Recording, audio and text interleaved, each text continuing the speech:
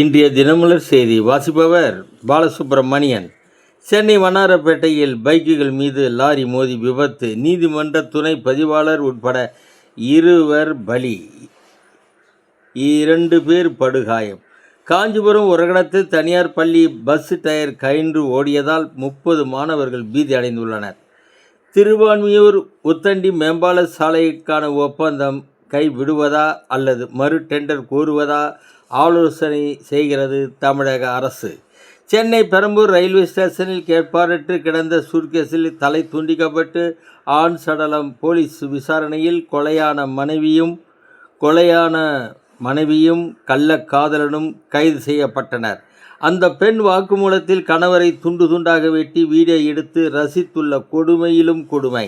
Cinema பாணியில் போலீசார் துப்புதுலக்கி பிடித்துள்ளனர். ஆந்திரா உருக்கு ஆலையில் விபத்து, எஃகு கலன் வெடித்து 8 பேர் பலி.